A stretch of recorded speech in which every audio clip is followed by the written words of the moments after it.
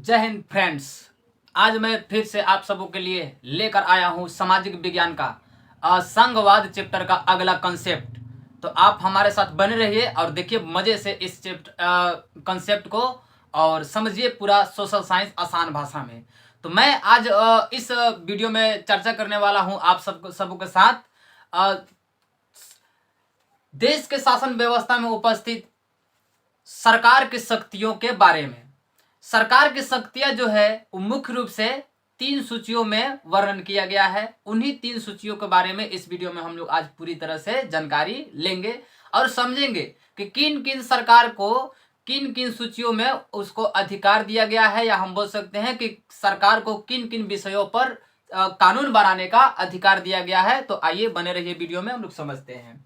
तो सबसे पहले हम लोग संघ सूची, राज सूची और समवर्ती सूची को समझने से पहले ये समझ लेते हैं कि भारत जो देश है, अर्थात भारत जो देश है वो एक संघात्मक सरकार वाला देश है। यानी कि भारत में संघीय शासन व्यवस्था मौजूद है।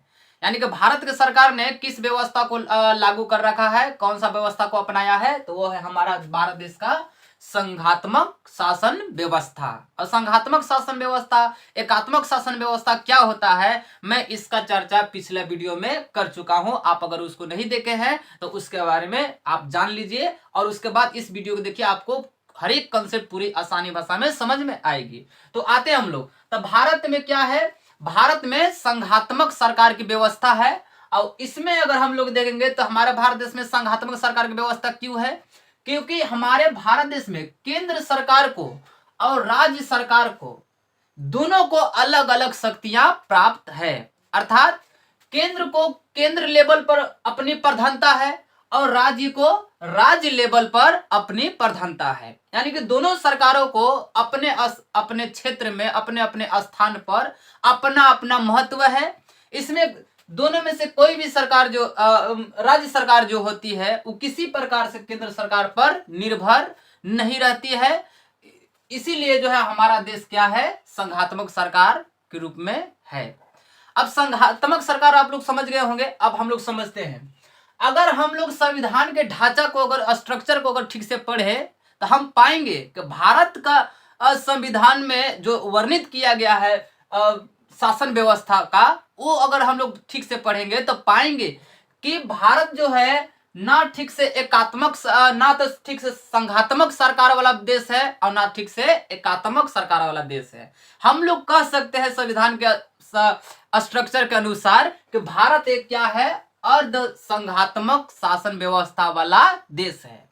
अर्थात आपको क्या समझ में आया कि भारत को अगर हम लोग संविधान को अगर ठीक से पढ़े तो भारत एक अर्ध संघात्मक शासन व्यवस्था वाला देश है। क्यों, ऐसा क्यों है कि भारत एक अर्ध संघात्मक वाला देश, अर्ध संघात्मक शासन व्यवस्था वाला देश माना जाता है? क्योंकि कोई कोई मामला में केंद्र सरकार जो होता है इमरजेंसी सिचुएशन में आवश्यकता के अनुसार राज्य सरकार को आदेश जारी कर सकती है और कुछ कुछ मामलों पर हस्तक्षेप भी कर सकती है केंद्र सरकार। तो इसलिए हम कह सकते हैं कि केंद्र सरकार जब राज्य सरकार को आदेश जारी करने लगती है या उसके अधिकारों पर काम करने लगती है तो हम कहते हैं कि राज्य सरकार, अरे केंद्र सरकार जो है वो राज्य सरकार को आदेश दे रही है। अतः हम कह सकते हैं कि भारत एक क्या है, अर्ध संघात्मक वाला देश है। अर्ध संघात्मक, भारत को अर्ध संघात्मक शासन व्यवस्था वाला देश भी अगर कहा जाए तो इसमें कोई गलत नहीं होगा। अब हम लोग समझते हैं इसकी आगे की प्रक्रिया को।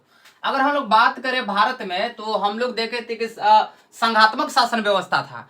संघात्मक शासन व्यवस्था में हम लोग चर्चा किए थे पिछला वीडियो में कि मुख्य रूप से 2 ही प्रकार की सरकार होती है, केंद्र सरकार और राज्य सरकार। ये 2 ही मुख्य सरकार होती है और दोनों के देश में बहुत बड़ा अपना महत्वपूर्ण योगदान होता है और दोनों की अपना अपना प्रधानता होती है। अब हम लोग समझते हैं चूंकि केंद्र सरकार और राज्य सरकार ये गांव गांव तकला स्वयं नहीं पहुंच सकती है, इसलिए छोटे से छोटे गांव के व्यक्तियों को विकास के मार्ग पर ले जा सके, इसलिए सरकार ने एक तीसरे स्तर के सरकार को निर्मित किया है जिसको हम लोग बोलते हैं पंचायती राज या बोलते हैं नगर पालिका। अब हम लोग बात कर लेते हैं पंचायती राज या नगर पालिका का। अगर हम लोग बात करें तो 1952 ईस्वी के संविधान संशोधन के तहत एक तीसरा सरकार के एक तीसरा स्तर को बनाया गया, जिसको बोला गया है कौन सा? पंचायती राज, या बोल सकते हैं नगर पालिका। पंचायती राज अर्थात ये गांव गांव के सरकार हो गया, स्थानीय सरकार भी इसको हम कहते हैं। अगला होता है कौन? नगर पालिका। नगर पालिका कौन? ये सिटी यानी कि शहर के लिए मान्य होता है। अब इसमें समझते हैं 1952 में जो तीसरा स्तर की सरकार बनाया गया पंचायती राज और नगर पालिका, इसको बनाकर लागू कर दिया गया कितना में? 1993 में इसे लागू किया गया है। अब पंचायती राज या नगर पालिका बनाने से गवर्नमेंट को क्या मदद मिलती है? तो इस सरकार की व्यवस्था से छोटे से छोटे गांव के मसला जो है, मामला जो है, आसानी से जो है केंद्र सरकार राज्य सरकार के पास पहुंच जाती है और राज्य सरकार तदनुसार उसके प्रति अपने फैसला लेती है और योजनाओं के माध्यम से लोगों को लाभान्वित करने का कोशिश करती है, फायदा पहुंचाती है। अर्थात हम कह सकते हैं कि पंचायती राज या नगर पालिका का देश के विकास में बहुत ज्यादा महत्वपूर्ण भूमिका निभाते हैं। अर्थात हम कह सकते हैं ये भी कि राज्य सरकार के लिए पंचायती राज और नगर पालिका स्तर की जो सरकारें होती है वो राज्य सरकार को अपने राज्य में विकास करने में सबसे महत्वपूर्ण भूमिका अदा करते हैं। तो अब आते हैं, मान लेते हैं कि आप एक छोटे से गांव में बिलोंग करते हैं, छोटे से गांव से बिलोंग करते हैं। आपकी समस्या को सुनने के लिए क्या राज्य सरकार आपके घर तक पहुंच सकती है? नहीं पहुंच सकती है। तो आपके बातों को, आपकी समस्याओं को आखिर सरकार तक, केंद्र सरकार तक कौन पहुंचाएगा? तो आपकी सारी समस्याओं को सरकार तक पहुंचाने का काम करती है कौन? यही पंचायती राज की सरकार और नगर पालिका की सरकार।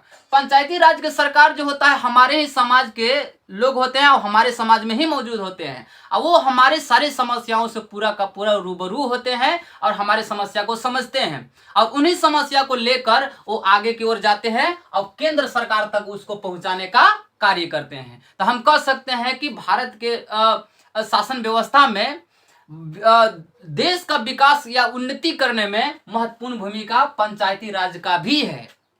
अगर ये ना हो तो गरीब से गरीब व्यक्ति का जो है समस्या सरकार तक कौन पहुंचाएगा? इसलिए ये अंग बनाना बहुत जरूरी था। तो ये होप है कि आपको ये आशा करता हूं कि आपको ये पूरा कॉन्सेप्ट समझ में आ गया होगा। अब हम लोग इसको आगे भी देखते हैं।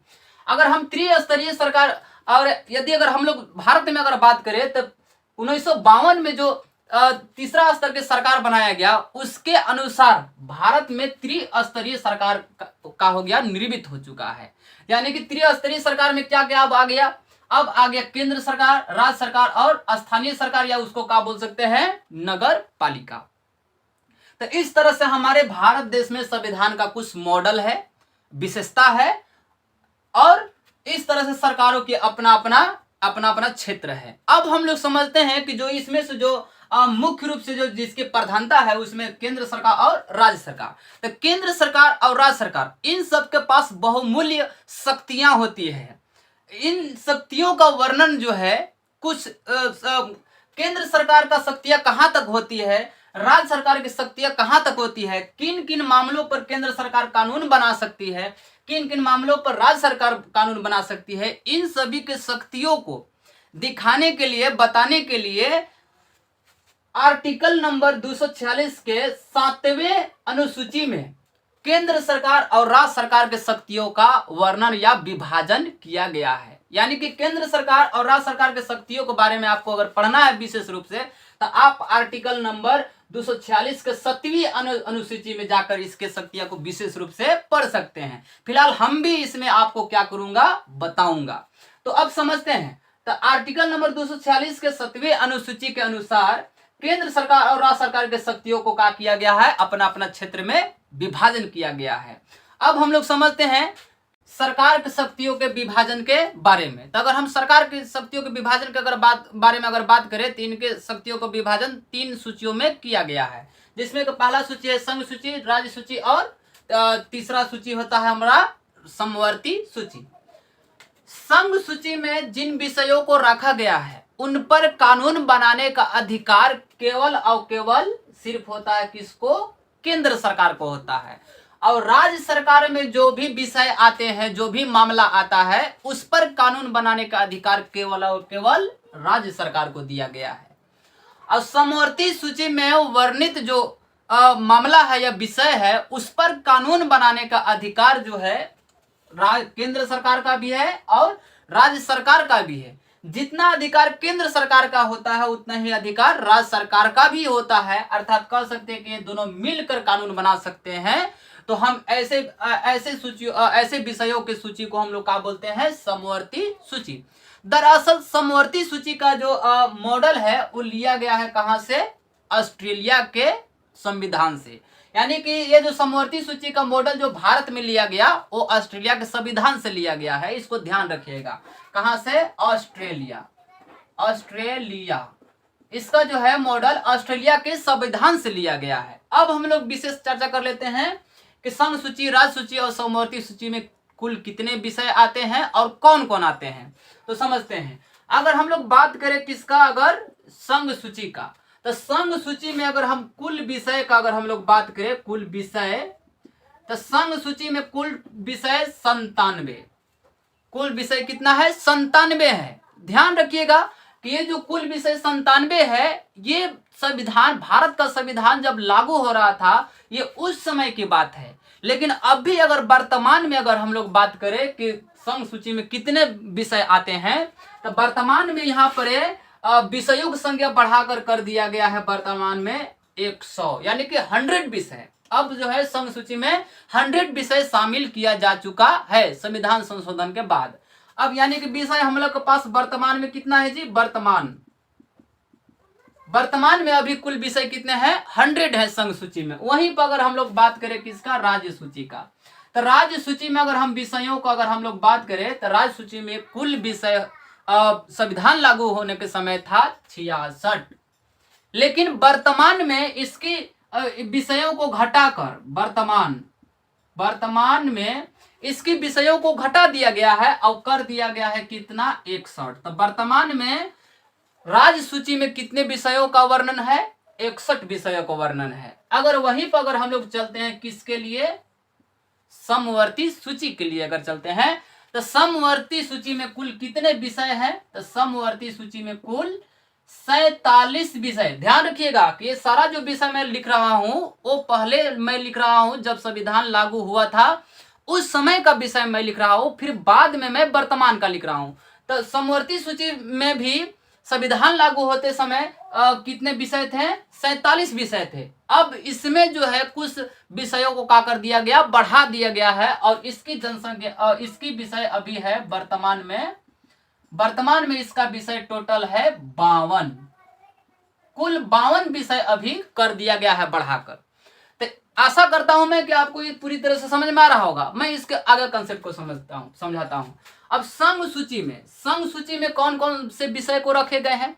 तो संघ सूची में राष्ट्रीय महत्व के जितने भी बात होते हैं, राष्ट्र लेवल पर, नेशनल लेवल पर, देश लेवल पर जितने भी बात होती है, मामला होती है, उस पर, है ना, कानून बनाने का अधिकार केंद्र सरकार को होता है। इनमें आते हैं मुख्य रूप से कौन कौन से विषय, जिसमें पहला होता है बैंकिंग। यानी कि बैंकिंग जो भी मामला है, बैंक का जो भी मामला है, उस सारा का सारा जो होता है संघ सूची में आता है।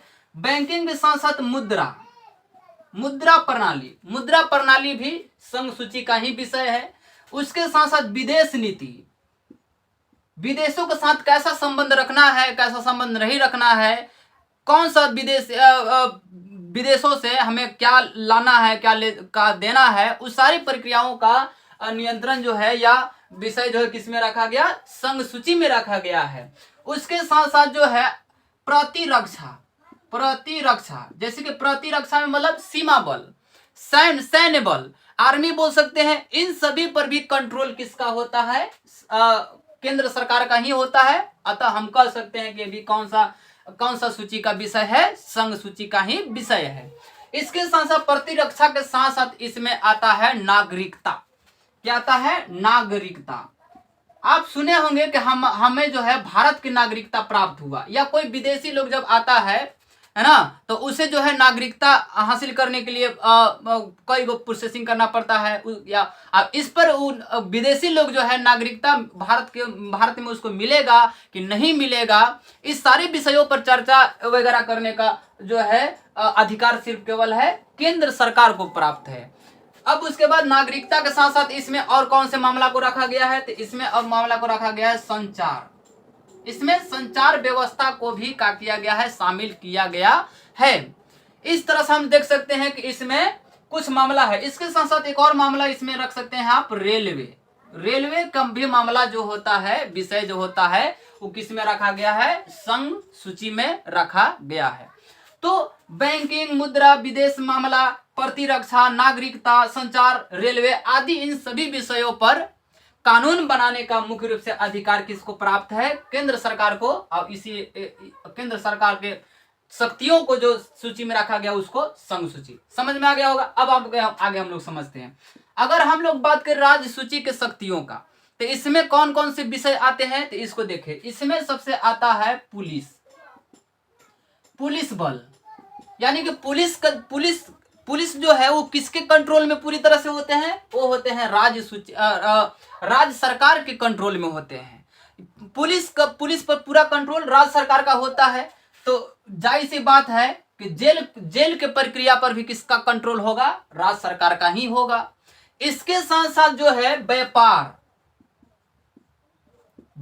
छोटे मोटे व्यापार की प्रक्रिया पर कंट्रोल किसका होता है, राज्य सरकार का होता है। इसके साथ साथ जो है जलापूर्ति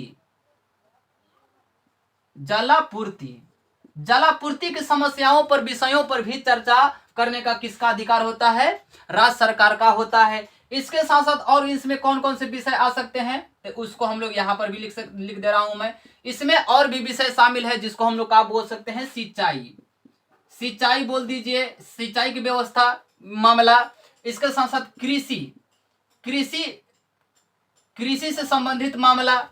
इसके साथ साथ जो है कृषि के साथ साथ जो है यहाँ पर बोल सकते हैं हम लोग नहरों, है ना, नहरें आदि बनवाने के मामला। इस सारा का सारा मामला जो है किसका है, राज्य सूची का है।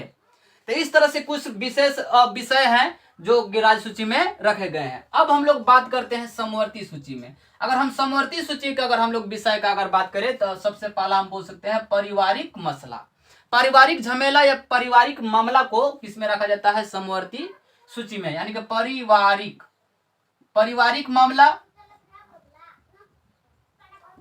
मामला या हम बोल सकते हैं शिक्षा